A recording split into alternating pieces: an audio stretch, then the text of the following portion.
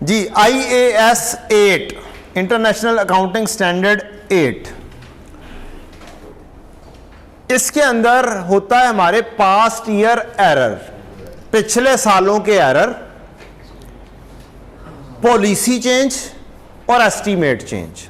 3 किस्म की चीजें यहां पर डील की जाती हैं। एरर और पॉलिसी चेंज रिट्रोस्पेक्टिवली अप्लाई होता है, और ये रिट्रोस्पेक्टिवली होता क्या है? At earliest period presented. क्या होता जी? Earliest period presented. और प्रोस्पेक्टिव कहते हैं करंट ईयर में इंपैक्ट देना और फ्यूचर ईयर्स में करना। इसीलिए जो चेंज इन एस्टीमेट होता है, हम लाइफ का चेंज करते हैं, हम रेजिडुअल वैल्यू चेंज करते हैं, हम मेथड चेंज कर लेते हैं। ये चेंज इन एस्टीमेट्स हैं IAS 16 के। इसको हम करंट ईयर में अप्लाई करते हैं और फिर फ्यूचर ईयर्स में अप्लाई करते हैं।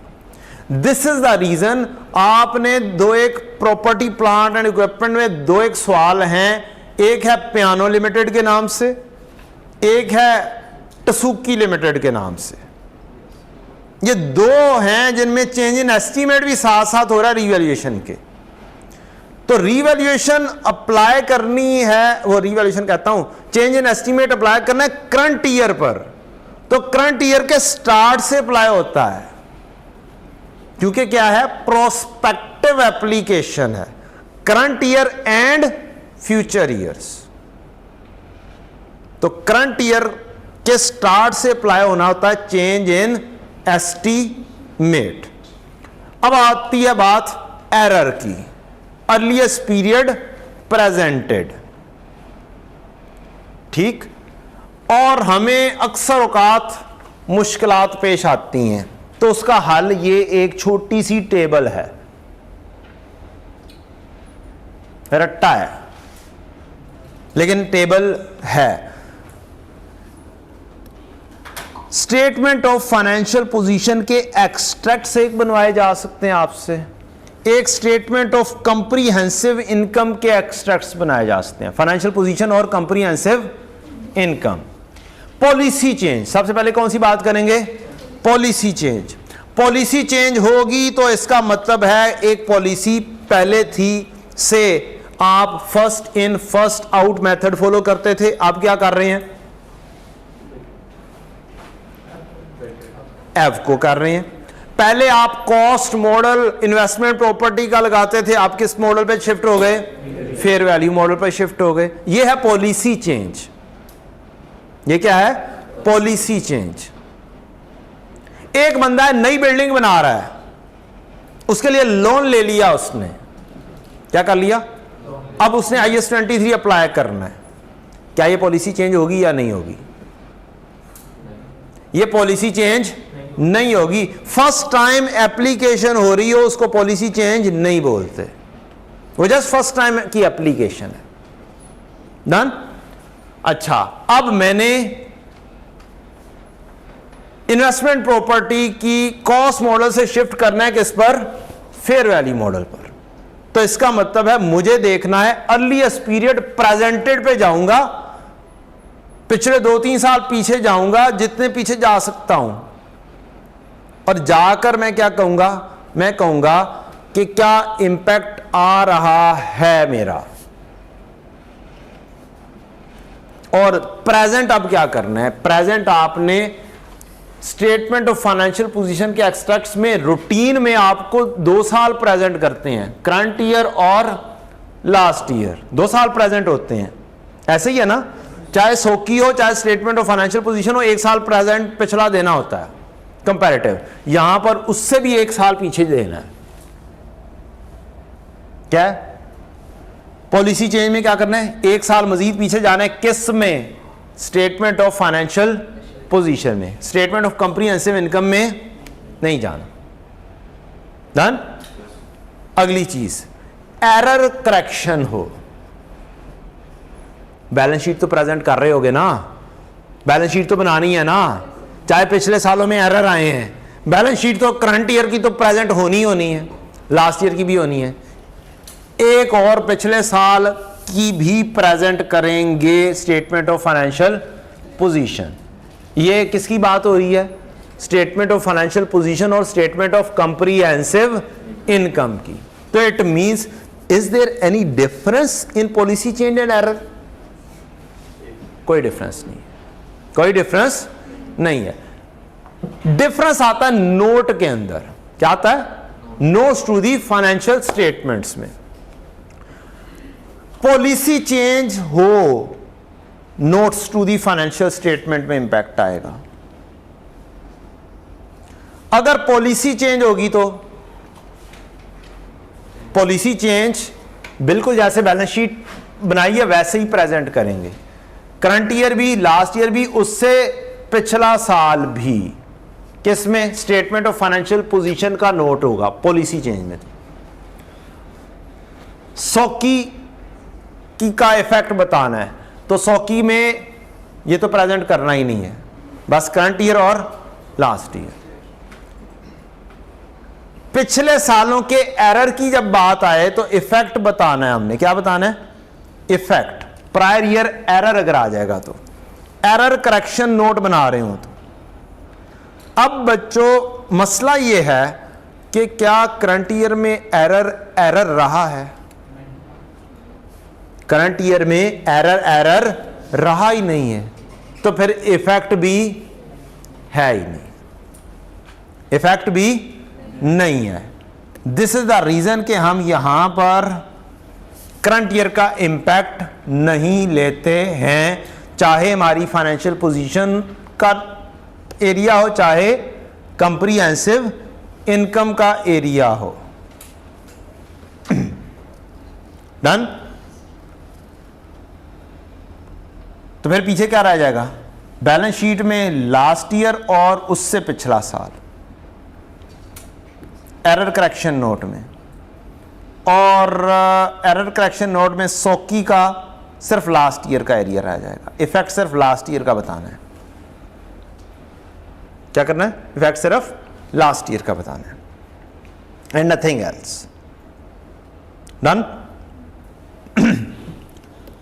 अगर हम आए वंस अगेन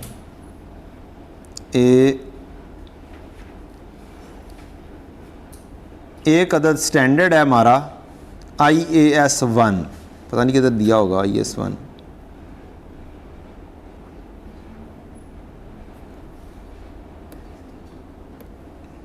अल्लाह करे खुल जाए इधर ये पार्ट। जनाब IAS 1 का पैरा नंबर 40A ये गाइडेंस देता है। खुदा ना खास्ता कभी भूल जाएं तो statement of changes in equity IAS 1 में डील होती है। कहाँ पे डील होती है? IAS 1 में, और उसी से ही रिलेटेड एरर डील होते हैं। कहता है entity shall present a third statement of financial position at a beginning of the preceding period. अगर आपको कुछ लिखने के लिए दे देता है ना, कमेंट्स करने के लिए दे देता है या डिस्क्राइब करने के लिए दे देता है कि आपको कैसे करना है, क्या चीज प्रेजेंट करनी चाहिए, तो ये वाला पैरा लिखा जाएगा। क्या किया जाएगा? ये वाला पैरा लिखा जाएगा। In addition to the minimum comparative financial statement requirement, बस वहां पे पैरा का रेफरेंस नहीं देंगे। कब कब करना है? If it applies an accounting policy retrospectively. दूसरी चीज, retrospective application, retrospective restatement and reclassification has a material effect on the information to the financial position at a beginning of the preceding period। तीसरी financial statement तब देनी है जब policy change हो, error हो, या फिर क्या चीज हो? रिक्लासिफिकेशन हो। तब क्या करना है? तीसरी फाइनेंशियल पोजीशन भी देनी है। कहीं पर फाइनेंशियल कंप्रीहेंसिव इनकम की कहानी की बात ही नहीं की गई कि तीसरा कंप्रीहेंसिव इनकम भी देना है। ठीक है जी। और यहां पर उसका समरी दे दी गई है। End of current year, end of preceding year, beginning of the preceding year means उससे पिछला साल। आए जी, अगर कभी भूल जाएं IAS 1 का 40 पैरा खोल लीजिएगा। मैं सिर्फ गाइडेंस दे सकता हूं, क्या कर सकता हूं, सिर्फ गाइडेंस दे सकता हूं कि आप ये काम कर सकते हैं।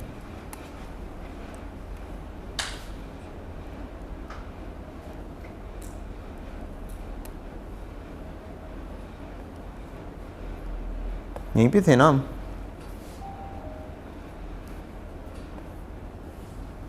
वो आ जाओ भाई। नहीं, इसमें नहीं थे हम, यहाँ पर थे।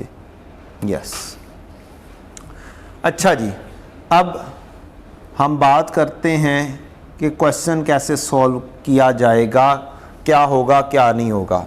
एक ही क्वेश्चन है जिसमें काफ़ी चीज़ें डिस्कस हो जाएंगी इंशाल्लाह। एरर के हिसाब से बात होगी या पॉलिसी चेंज है, शायद पॉलिसी चेंज है। एरर करेक्शन नोट भी है और पॉलिसी किधर है, पॉलिसी नहीं है, एस्टीमेट है। एरर करेक्शन की बात है। Following information has been extracted from the draft financial statement of this statement of financial position 17 और 16 की दे दी गई है।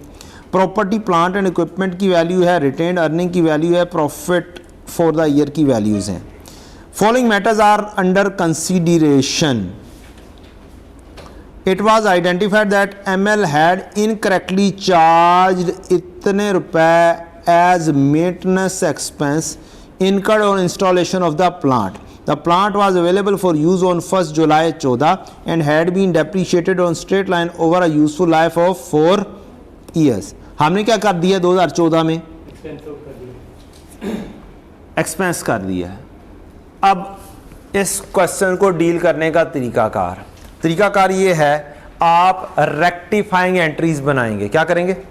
रेक्टिफाइंग एंट्रीज ऐसे बनाएंगे कि एज इफ अगर आप उस साल में जाके ठीक कर देते तो क्या इंपैक्ट जाके ठीक करते। बेस वर्किंग होगी, ये क्या होगी? बेस वर्किंग होगी। दूसरा पार्ट इसका है चेंज इन एस्टीमेट का, उसके ऊपर मैं अभी नहीं जा रहा, मुझे जल्दी आपको तरीकाकार थोड़ा सा सिखाना है। आपकी क्या क्या एंट्रीज हो जाएंगी बेटा? 2015, 16, 17। अगर आप 1 जुलाई 14 में एंट्री कर रहे होंगे, मीन्स 30 जून 15 या 31 दिसंबर 15, 1 जुलाई 14, हमारा ईयर एंड 30 जून है, 30 जून 17 है जी। और गलती कहाँ पे हुई है? 1 जुलाई 14 मीन्स 2015, मीन्स 2015 में गलती है। आप ठीक करते तो क्या एंट्री पास करते? पीपी डेबिट और मेंटेनेंस एक्सपेंस क्रेडिट, यही होनी थी। अगर ये ठीक करते तो क्या फिर डेप्रीसिएशन भी चार्ज करते? डेप्रीसिएशन की एंट्री आप करते डेप्रीसिएशन डेबिट और पीपीई क्रेडिट। क्या करते? Depreciation debit, PPE credit. नहीं, बात एक नहीं है ना, सोचने का अंदाज बड़ा फर्क हो जाता है। तो आपने रेक्टिफाइंग एंट्री की एक यहां पर 15 में, सेम एंट्री आपकी बन रही होगी 16 में, सेम एंट्री बन रही होगी आपकी 17 में। अब आपने इसका मामला ठीक करना है कहां पर? स्टेटमेंट ऑफ कंप्रिहेंसिव इनकम में भी, statement of changes in equity में भी और स्टेटमेंट ऑफ फाइनेंशियल पोजीशन में भी। स्टेटमेंट ऑफ कंप्रिहेंसिव इनकम पहले बनती है, statement of changes in equity पहले बनती है, या स्टेटमेंट ऑफ फाइनेंशियल पोजीशन पहले बनती है? जी, statement change in comprehensive income. सबसे पहले कंप्रिहेंसिव इनकम, कंप्रिहेंसिव इनकम का प्रॉफिट जाएगा इक्विटी में, और इक्विटी अल्टीमेटली पार कर जाएगी कहां पर? Financial position. एक चीज और, क्या हमें क्वेश्चन के अंदर डायरेक्टली फाइनेंशियल पोजीशन के एस्पेक्ट्स भी आ सकते हैं? तो हमें दोनों तरीके थोड़े थोड़े से क्या करने हैं, हल्के फुल्के से सीख लेने हैं। एक रूल याद कर लें। क्या कर लें? एक रूल याद कर लें। याद है आपको वैसे?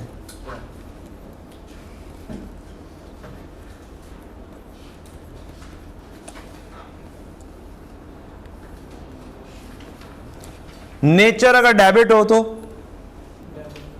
उसमें डेबिट ऐड होगा और क्रेडिट लेस होगा। अगर नेचर आपकी क्रेडिट होगी तो क्रेडिट में क्या होगा? क्रेडिट ऐड और डेबिट लेस होगा। ये वाला रूल आपको जहां पर आप प्रॉफिट के ऊपर इंपैक्ट लेते हैं ना, खाली सादे करेक्शन ऑफ एरर में, वहां पे भी काम करेगा। और ये वाला रूल आपको आज आप सीखेंगे तो ये अरसा दराज तक काम करता रहेगा। बच्चों वाला रूल है। डेबिट में क्या होता है जी? डेबिट ऐड होता है और क्रेडिट में क्रेडिट ऐड होता है और डेबिट लेस होता है। नेचर देखनी है। प्रॉफिट एंड लॉस में जाएंगे, जो आपने एंट्री बनाई है, देखना यह है कि इसमें क्या मेंटेनेंस एक्सपेंस क्रेडिट हो रहे हैं। अगर मेंटेनेंस एक्सपेंस क्रेडिट हो रहे हैं तो प्रॉफिट की नेचर क्या होती है? प्रॉफिट की नेचर क्या होती है? क्रेडिट होती है। और क्रेडिट में ये क्रेडिट क्या होगा? इसका मतलब है प्रॉफिट को ये बढ़ाएगा। क्या करेगा? प्रॉफिट को ये बढ़ाएगा। और डेप्रिसिएशन एक्सपेंस डेबिट हो रहा है, ये प्रॉफिट को क्या करेगा? कम करेगा। अब आपको लाइन आइटम्स प्रेजेंट करनी होती हैं। क्या करनी होती हैं? Line items. जितनी लाइन आइटम्स इफेक्ट कर रही हैं सारों के एक्सट्रैक्ट्स बनाएंगे। आप जाएंगे भागे भागे सौकी के अंदर, स्टेटमेंट ऑफ कॉम्प्रिहेंसिव इनकम, पता नहीं किधर गई है।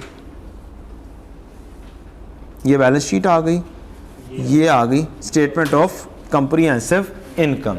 यहां पर जेन्युइनली तो मेंटेनेंस एक्सपेंस ये वो सारा कुछ लिखा जाना चाहिए था। डेप्रिसिएशन एक्सपेंस, मेंटेनेंस एक्सपेंस ये लिखा जाना चाहिए था। ये तब लिखा जाता जब मेरे पास एग्जिस्टिंग डेप्रिसिएशन एक्सपेंस दिया होता। मुझे क्या दिया होता?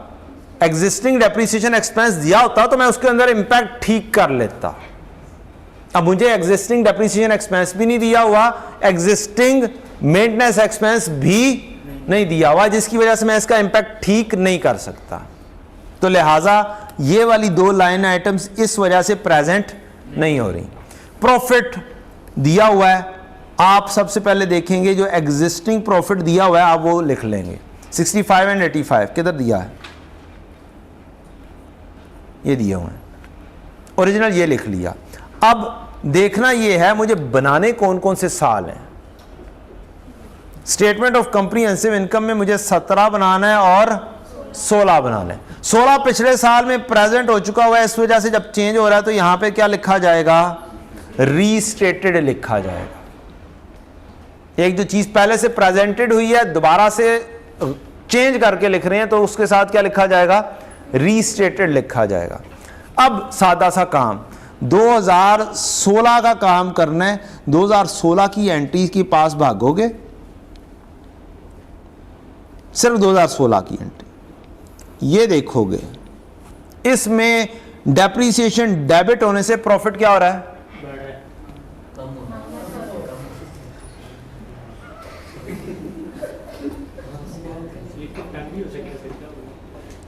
डेप्रिसिएशन डेबिट होने से प्रॉफिट क्या हो जाएगा? कम हो जाएगा। डेबिट तो हो ही जाएगा, प्रॉफिट कम हो जाएगा। आपने ये लेस कर दिया, ये प्रॉफिट ही आया ना, ठीक है। अगला साल आएगा, आप 2017 में जाएंगे। 2017 में ये डेप्रिसिएशन डेबिट होने से क्या हो रहा है? प्रॉफिट कम हो रहा है। ये 2017 का इंपैक्ट आया बेटा।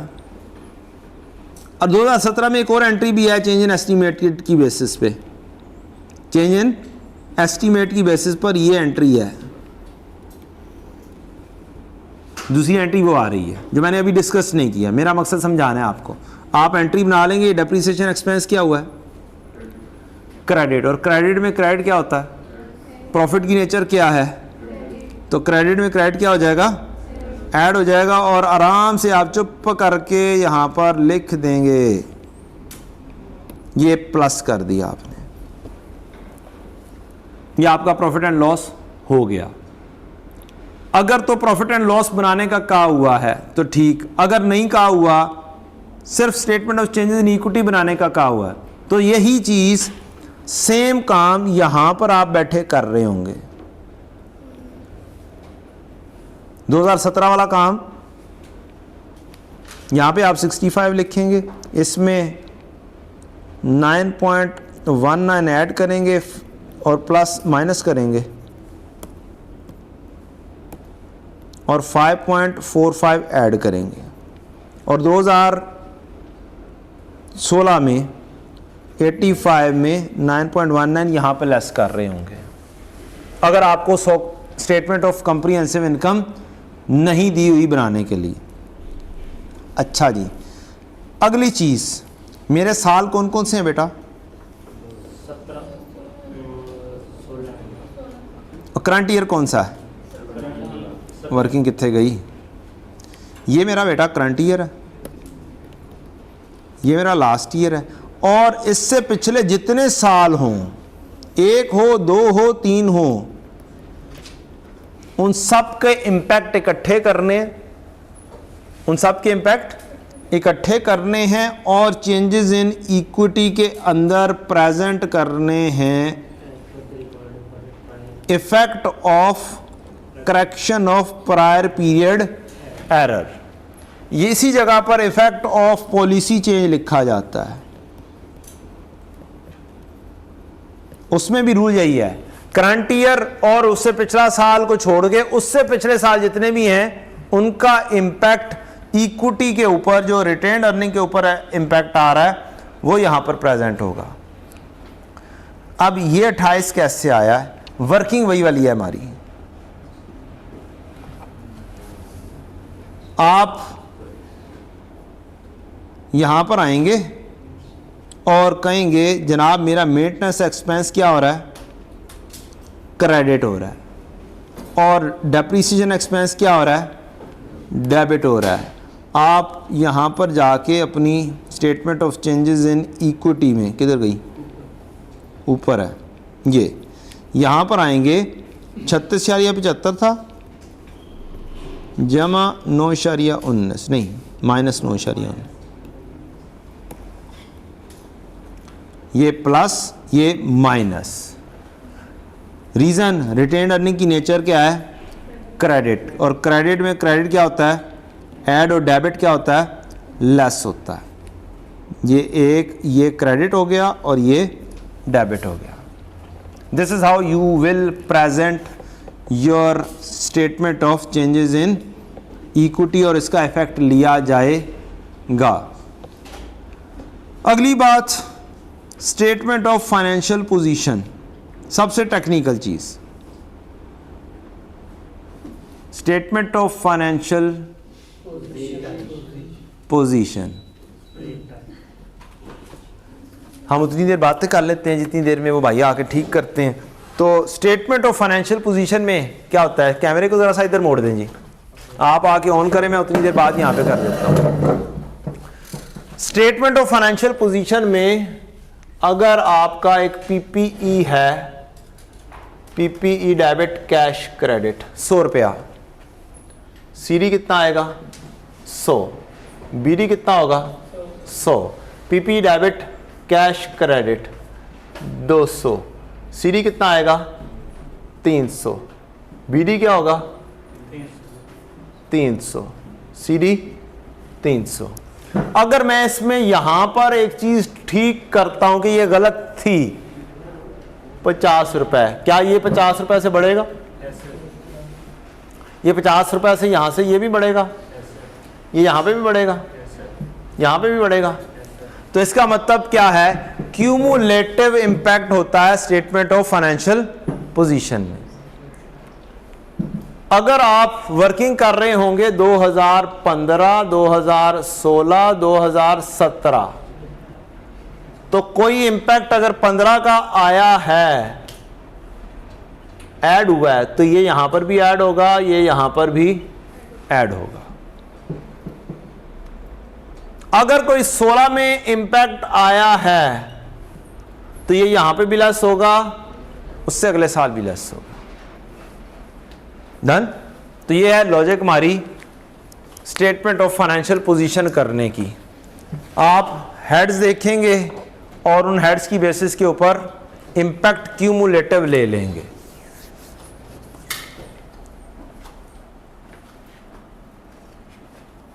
ओ आ गया जी, आ गया।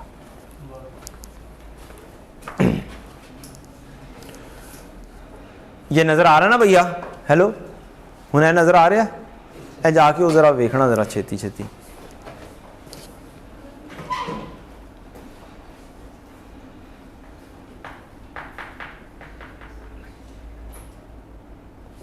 अच्छा जी, जब आपने इंपैक्ट बनाना है पीपीई के ऊपर तो आपने क्या करना है, इन ओरिजिनल जोन सी भी वैल्यूज दी गई हैं क्वेश्चन में, पहले वो लिखनी है, क्योंकि स्टेटमेंट ऑफ फाइनेंशियल पोजीशन बना रहे हैं, सीडी बनाने हैं आपने।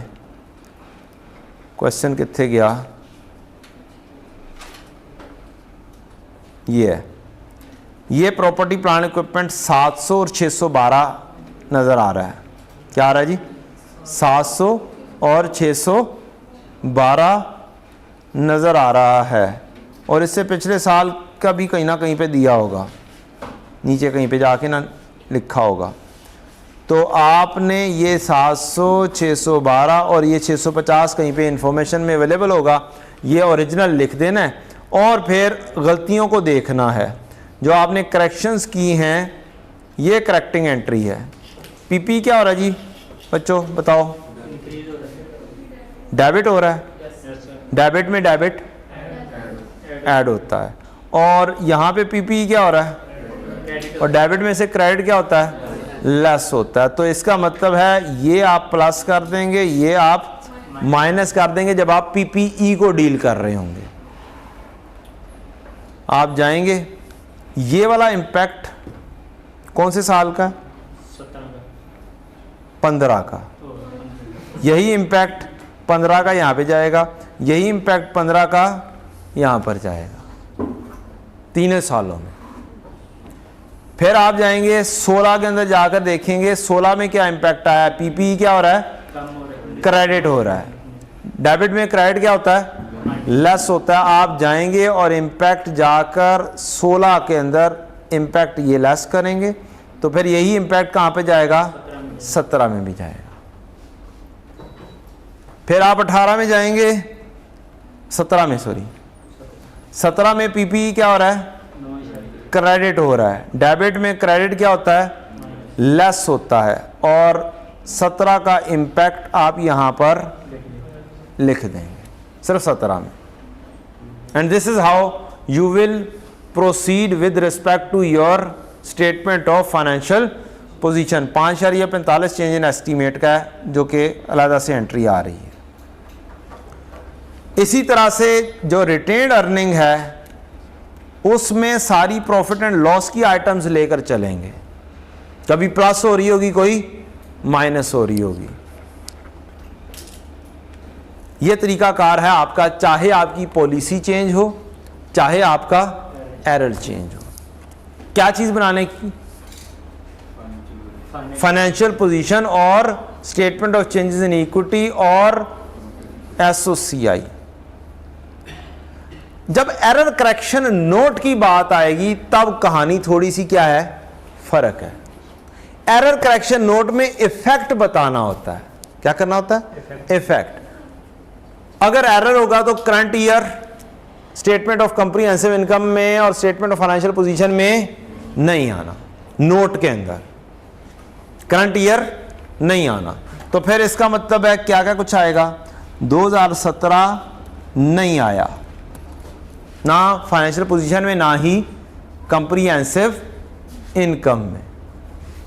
क्या चीज आई, सिर्फ फाइनेंशियल पोजीशन में लास्ट ईयर आया और उससे पिछला साल आया, सेकंड लास्ट ईयर, और कॉम्प्रिहेंसिव इनकम में सिर्फ क्या आया, लास्ट ईयर आया।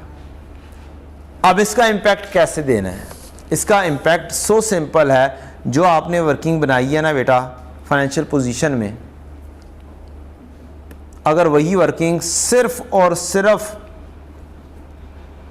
ओरिजिनल ओपनिंग जो उसका या पुराना क्लोजिंग है उसको छोड़ दिया जाए तो बाकी जो वैल्यूज़ आ रही हैं ना वो सारे इम्पैक्ट हैं, इफ़ेक्ट हैं। उसी तरीके से आप इफ़ेक्ट मालूम कर लेंगे ये इंक्रीज़ हो रहा है या डिक्रीज़ हो रहा है। और कोई तरीक़ाकार नहीं है, आसान तरीक़ेकार और हैं, ये नहीं कि नहीं है, तरीक़ेकार हैं कि आप एक समरी बना लें, समरी बना के सारों का इम्पैक्ट इकट्ठा कर लें, वो इम्पैक्ट अलहदा से लिख दें, दैट इज़ आल्सो पॉसिबल। ठीक है जी। तो यहाँ पर इफ़ेक्ट आपने जो लेना है वो ओनली जर्नल एंट्री वाला इम्पैक्ट लेना है, ओरिजिनल बैलेंस शीट वाली वैल्यू नहीं उठानी है। ये हो गई आपकी एरर का नोट का, और यही तरीकाकार होगा आपका किसका, स्टेटमेंट ऑफ क्या नाम है, पॉलिसी चेंज का, पॉलिसी चेंज का। और एरर का तरीकाकार क्या है, सेम है जी। एनी क्वेश्चन, कोई क्वेश्चन हो आप लोगों का तो पूछ सकते हैं, अदरवाइज हम इसको यहीं पे क्या कर देंगे, एंड कर देंगे जी। बेटा एस्टीमेट, चेंज इन एस्टीमेट का बता दूं। चेंज इन एस्टीमेट में बेटा आपको IAS 16 में जाना चाहिए। कहाँ पे जाना चाहिए, IAS 16 मैं बता देता हूँ, सब्र तो करें। कहाँ पे जाना चाहिए आपको, IAS 16 के तहत हमें एक बेस बतानी होती है। किधर गया IAS 16, पता नहीं किधर है, ये इधर से मिल जाएगा। 16 हाजिर हो,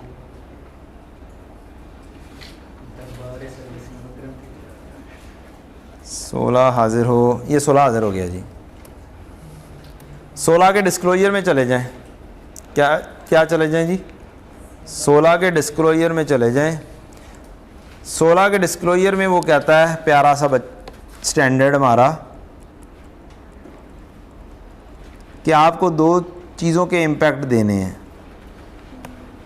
क्या करने हैं, वो हाईलाइटेड वाला पता नहीं किधर गया है,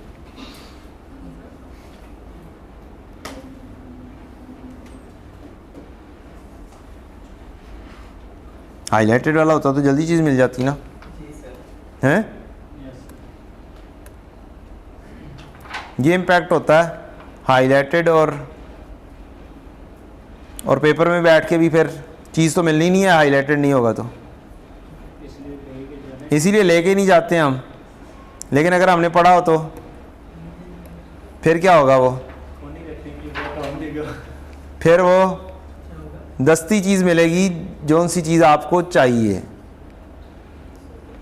और स्टैंडर्ड आ जाना डिस्क्लोजर पे,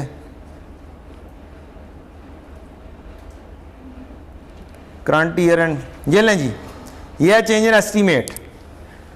क्या है, चेंज इन एस्टीमेट की कहानी है। कहता है in accordance with IAS 8 entity shall disclose the nature and effect of change in accounting estimate in the current period and effect in the subsequent period.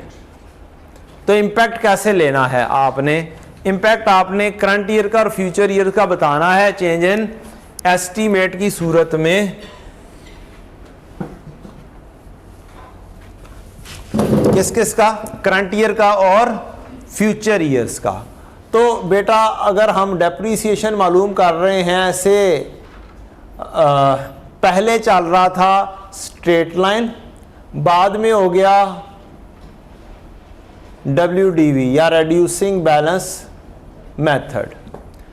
Current year की depreciation जो पुराने हिसाब से आई हमारी 65 और नए हिसाब से आई हमारी 50।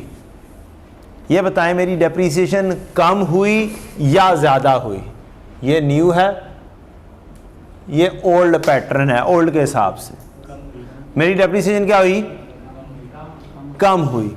डेप्रीसिएशन मेरी क्या हो रही है, अगर कम हो रही है तो प्रॉफिट क्या होगा, बढ़ेगा। प्रॉफिट क्या होगा, बढ़ जाएगा। ये करंट ईयर का इम्पैक्ट कितने के साथ? 15 के साथ कम, 15 के साथ प्रॉफिट इंक्रीज। इसका उलट इम्पैक्ट होगा आपका नेक्स्ट ईयर्स पर, फ्यूचर ईयर्स पर। क्या होगा? फ्यूचर ईयर्स पर। अभी फिलहाल शॉर्टकट ही बताया जा सकता है। इसकी लॉजिक समझाने के लिए मुझे 5 से 10 मिनट चाहिए, जो कि इस वक्त नहीं है। फिलहाल क्या है, आपने एक नई डेप्रीसिएशन, एक ओल्ड डेप्रीसिएशन निकालनी है, उसकी बेसिस के ऊपर देखना है डेप्रीसिएशन कम हुई या ज़्यादा हुई, या जो सा भी एस्टीमेट चेंज हुआ उसकी वजह से जो इम्पैक्ट आया है देखना ये है कि डेप्रीसिएशन कम हुई या ज़्यादा हुई है। जो सी भी लाइन आइटम है वो लाइन आइटम का इम्पैक्ट दे देंगे, इसका इम्पैक्ट प्रॉफिट पे क्या पड़ रहा है वो दे देंगे, और फ्यूचर ईयर्स में उसके क्या होगा? उलट होगा। Same amounts, same amounts.